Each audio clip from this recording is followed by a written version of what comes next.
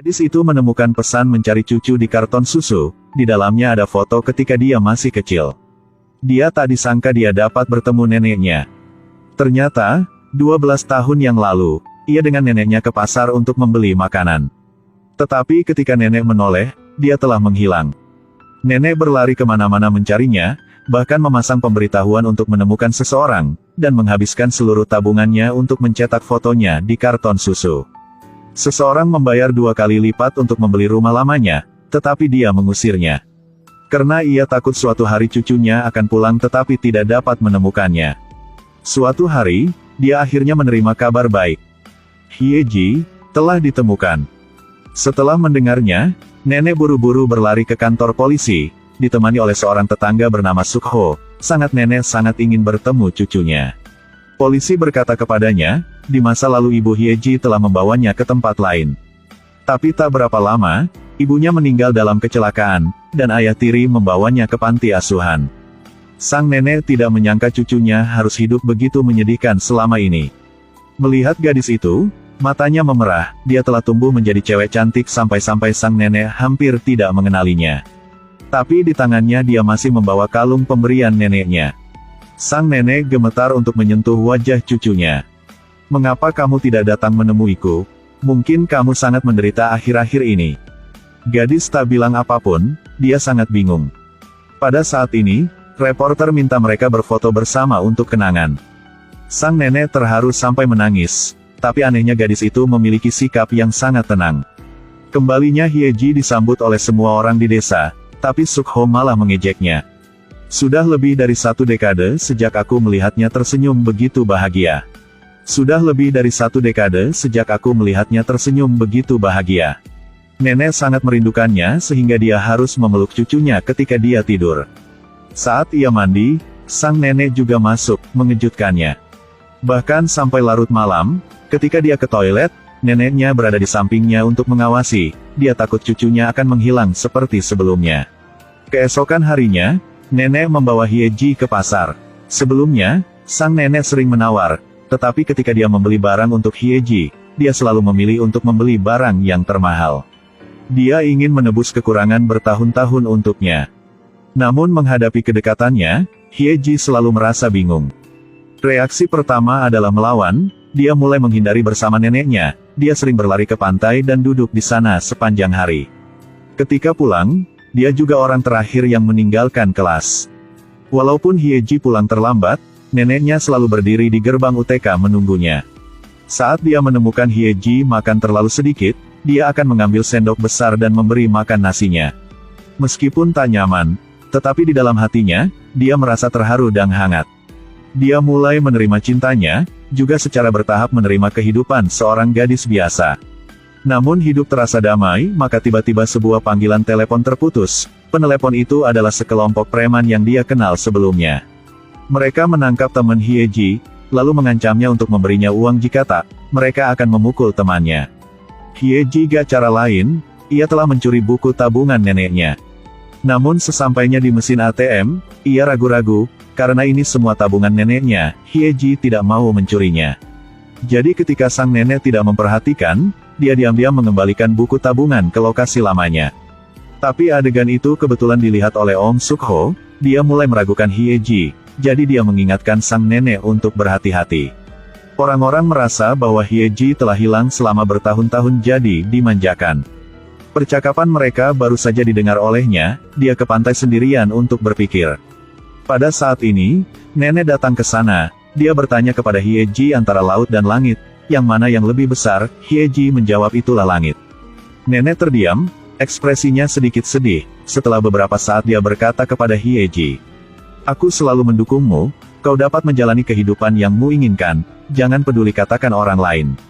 Melihat punggungnya, kelemahan dari lubuk hatinya sepertinya hancur.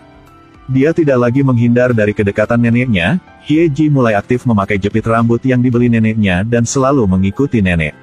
Dia tidak lagi menghindar dari kedekatan neneknya, Hyeji mulai aktif memakai jepit rambut yang dibeli neneknya dan selalu mengikuti nenek. Dia khawatir neneknya akan terbakar sinar matahari, jadi dia dengan hati-hati mengoleskan tabir surya padanya. Ketika masih muda, dia mencari nafkah dengan scuba diving, karena Hyeji ingin berintegrasi ke dalam hidupnya, dia berinisiatif untuk memakai scuba diving bersama neneknya. Nenek dengan bersemangat mengajak Hyeji scuba diving. Dia memegang tangan dan menuntun cucunya untuk berenang melewati ikan, berenang di atas terumbu karang.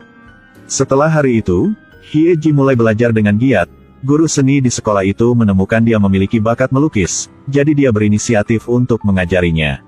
Karya pertama yang dia serahkan kepada guru membuatnya merasa sangat terkejut, itu adalah lukisan dia melukis neneknya. Lalu, guru menyarankan Hyeji datang ke Seoul untuk berpartisipasi lomba lukis, hidupnya mulai mengorbit, dia akhirnya bisa menjadi gadis normal. Tetapi penampilan seorang pria menghancurkan segalanya, dia terus-menerus menuntut uang darinya, bahkan memaksanya untuk mencuri. Hyeji menolak, pria mengancam akan mencari neneknya. Hyeji takut tapi dia tidak bisa berbuat apa-apa tentang pria ini, karena dia adalah ayahnya. Ternyata Hyeji sejati sudah lama meninggal bersama ibunya dalam kecelakaan tahun itu. Dia adalah anak tiri dari ayah tiri Hyeji. Karena dia ingin menerima uang asuransi, dia memaksa putrinya Engsu untuk hidup sebagai Hyeji selama 12 tahun. Sang ayah hanya tahu bermain berjudi, tidak peduli dengan Engsu, jadi dia bermain dengan teman yang gak baik. Suatu hari, dia dan seorang lelaki tua pergi ke motel. Saat dia sedang mandi, Engjo diam-diam membuka pintu kamar. Setelah dia selesai mandi, dia bersembunyi di toilet. Kemudian dua pemuda menyerbu untuk memotretnya, itu sebenarnya pemerasan. Lelaki tua itu melawan dengan keras, dua preman langsung memukulnya dan melukainya dengan serius. Setelah kejadian itu, Engjo secara tidak sengaja melihat berita menemukan orang di dalam karton susu, dan ingin berpura-pura menjadi Hyeji. Tapi sang nenek memperlakukannya sangat baik, jadi dia mencoba untuk hidup lebih baik. Namun takdir tidak dengan mudah memaafkannya. Saat diancam oleh ayah kandungnya, Engjo tidak berani menolak. Malam itu, Engjo menangis sepanjang malam, tapi dia masih mencuri buku tabungannya dan memberikannya kepada ayahnya. Perasaan bersalah terus-menerus menyiksa Engjo, dia tidak berani kembali menemuinya.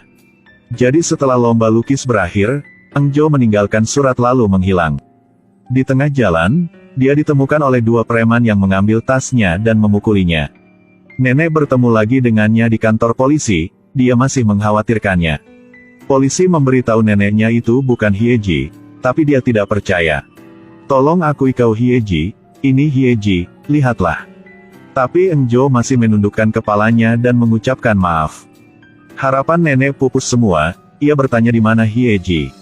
Dari sisi polisi, sang nenek tahu kebenaran yang kejam. Ternyata cucu yang selama ini ia cari sudah lama meninggal, kepercayaannya pada dirinya runtuh begitu saja. Nenek tinggal sendirian, tapi dia masih menyiapkan 2 piring nasi, matanya berlinang air mata saat melihat gambar di dinding seperti Hyeji masih ada, dia masih berbaring di sana memanggil neneknya. "Dalam, anak baik, makan saja." Saat itulah guru seni datang ke rumahnya. Karya Engjo memenangkan hadiah, dia membawakan karya itu padanya. Sang nenek tidak berani menerimanya tapi guru masih meninggalkan lukisan.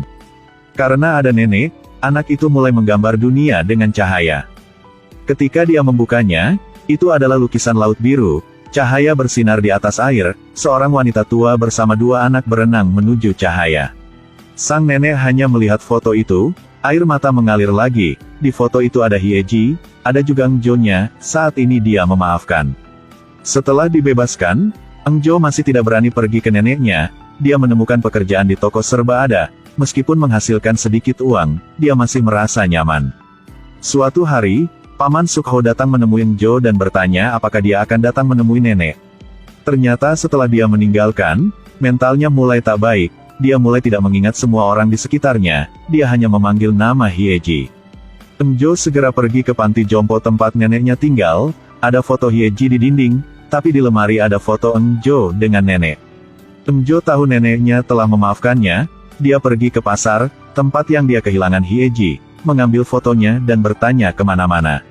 Akhirnya dari penjual mengetahui bahwa beberapa hari yang lalu neneknya masih muncul baru-baru ini. Engjo mencari di mana-mana, sampai hampir gelap, akhirnya menemukannya, dia menangis dan berlari ke neneknya.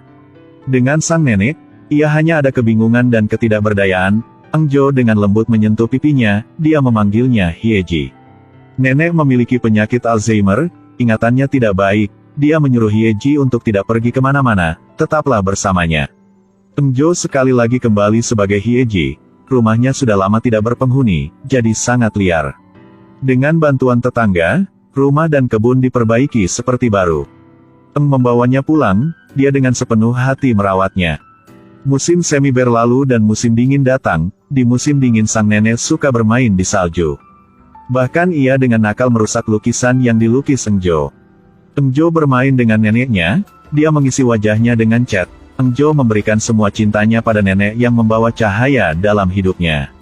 Suatu hari, setelah dia selesai membujuk neneknya untuk tidur, dia tiba-tiba membuka pemutar kaset, suara neneknya masih terdengar di dalam. Ternyata, sang nenek takut ia akan melupakan semuanya jadi dia merekam kata-kata yang ingin dia katakan kepada Engjo. Ternyata, pada hari dia bertanya antara laut dan langit yang mana yang lebih luas, dia menjawab itu adalah langit. Nenek setahu dia bukan Hyeji. Karena ketika dia masih kecil, dia memberitahu Hyeji bahwa laut lebih luas dari langit. Hanya saja dia tidak mau mempercayai kebenaran, pada akhirnya dia tetap memilih untuk mencintai dan menoleransinya. Engjo akhirnya mengerti bahwa laut lebih luas dari langit, karena laut bisa merangkul langit. Dan nenek baginya seperti laut yang bisa menampung semuanya. Bagi nenek, Engjo seperti cucunya, dia senang bisa bertemu dengannya selama periode terakhir hidupnya yang keras. Kesehatannya semakin memburuk, dia dirawat di rumah sakit, sebelum kematiannya dia memegang tangan Engjo. Engjo nenek harus pergi ke tempat Hyeji sekarang, kamu harus hidup yang baik. Tangan nenek akhirnya terlepas, Engjo menatapnya sambil menangis dan menyuruhnya untuk berhati-hati, dia pasti akan hidup sebaik yang dia inginkan. Dan akhirnya sang nenek bertemu dengan cucu sejati di ladang bunga sawi. Dan Engjo, gadis dengan kehidupan yang gelap, akhirnya bisa melangkah ke cahaya. Akan selalu ada seseorang di dunia ini yang akan mencintaimu tanpa pamrih. Laut lebih luas dari langit dan cinta akan selamanya lebih dalam dari laut.